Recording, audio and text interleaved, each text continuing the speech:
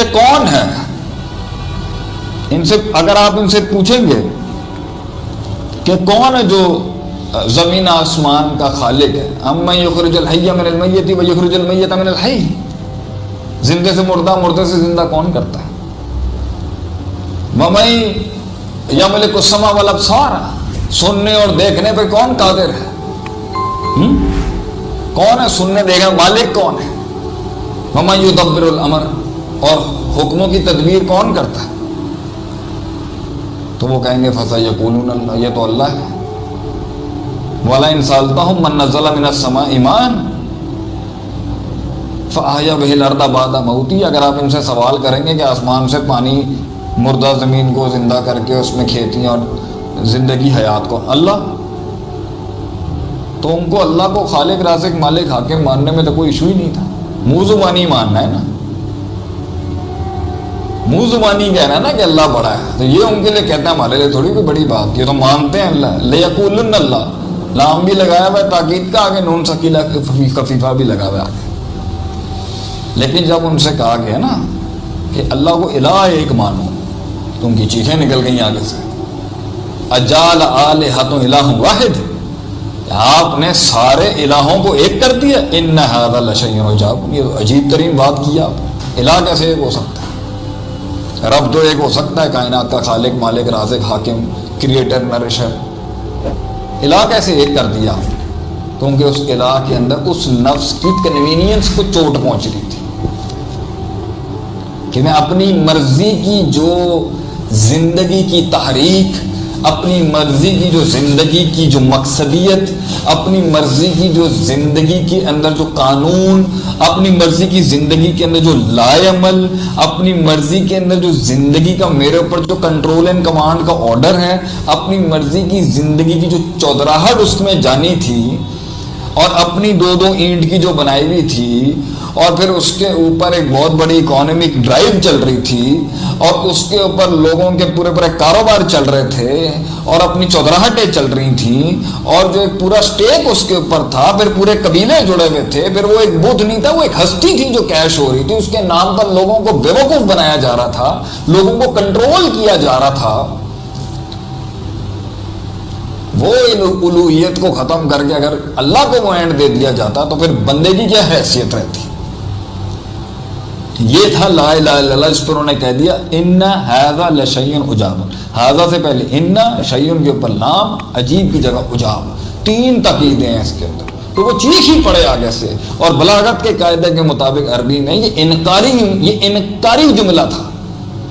انا بھی لگا ہوا ہے، لشیء بھی لگا ہوا ہے، عجاب بھی ہوا ہوا ہے. یہ انکارتوں کا، اور بڑا سارا سخت انکارتوں کا، بھائی یہ نہیں ہم لے سکتے.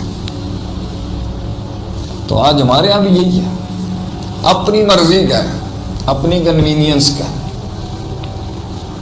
کسی کو فلاں والا پسند ہے تو کسی کو فلاں والا پسند نہیں ہے، کسی کو فلاں سپیکر پسند ہے، کسی کو تو فلاں سپیکر پسند نہیں ہے.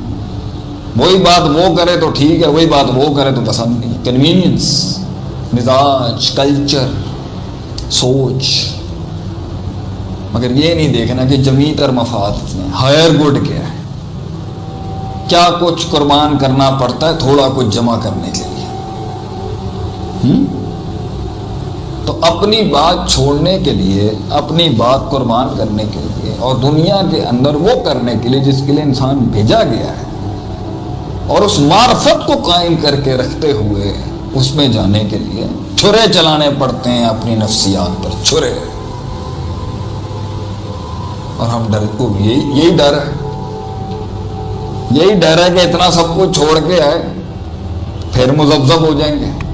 تو حتمی چیز کیا ہے. تو میں اس کا مطلب یہ تھوڑی ہے کہ ہر چیز ہی غیر معین رکھیں. کچھ چیزیں پرنسپل اور اسٹینڈرڈائز رہیں گی، جیسے میں نے کہا لا الہ الا اللہ ہمیشہ اسٹینڈرڈائز رہے گا.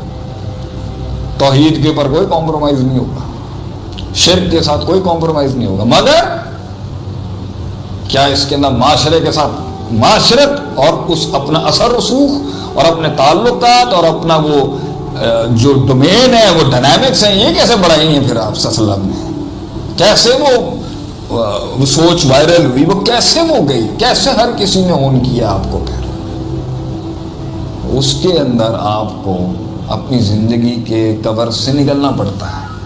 اس ہال سے نکلنا پڑے گا. اور جب آپ وہ مارے کھائیں گے اور دھکے کھائیں گے اور دھتکاریں ہوں گی، یہ بھی آپ کو ماریں گے وہ بھی ماریں گے. طائف میں بھی دھکے پڑ رہے ہیں.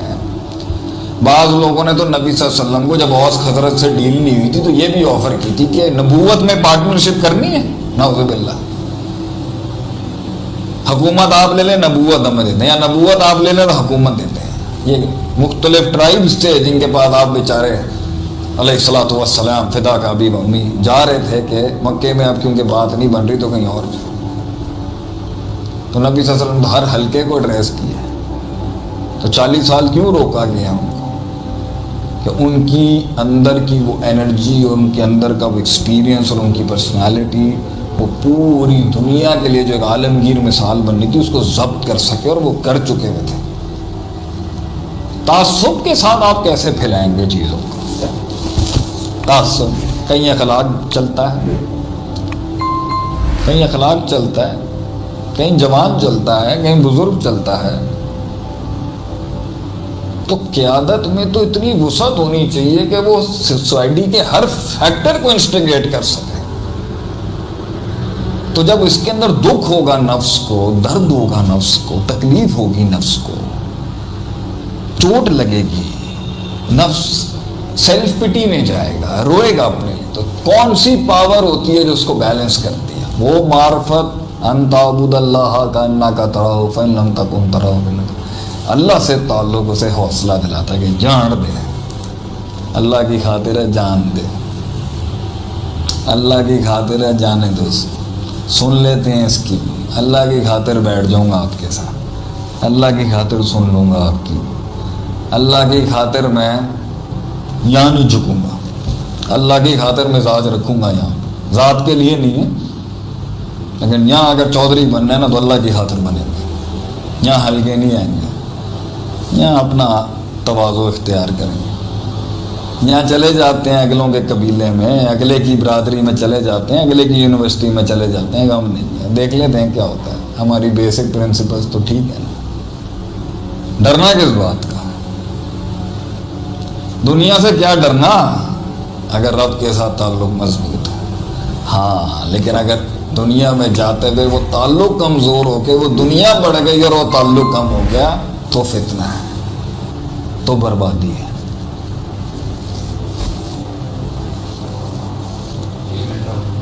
چلیں کوئی مسئلہ نہیں ہے. اگر لوگ بور ہو چکے ہیں تو میں بند کر دیتا ہوں بات کو. کیا کہتے ہیں سب؟ What's the count?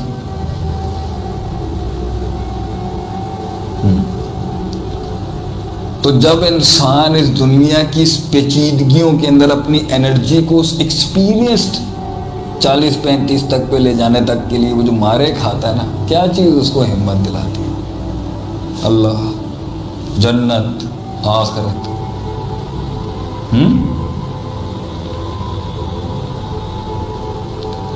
اللہ نے آخرت کی معرفت، جنت کی معرفت، جہنم کی معرفت، رب کی پہچان، رب کی طاقتوں کی پہچان اور توکل کی طاقت کو ایاک نعبد و ایاک نستعین میں اس لیے رکھا ہے کہ ہم قائر بن کے ڈر کے بیٹھ جائیں،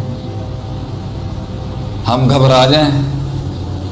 ہم 5 چیزوں کا نام جو ہے اس 5 سے 8 چیزوں کا نام دین رکھ کے اس کی ایک یونیورسیلٹی اور ڈائنامکس کو چھوڑ دیں.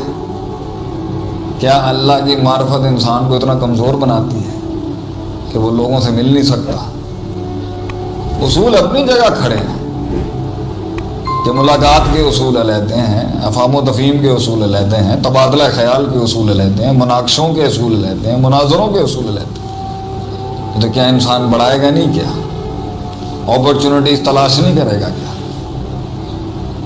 کیا انسان کم من فئۃ قلیلۃ سے غلبت فئۃ کثیرہ نہیں ہوگا؟ کیا قلت کثرت کا خواب نہیں دیکھ سکتی؟ کیا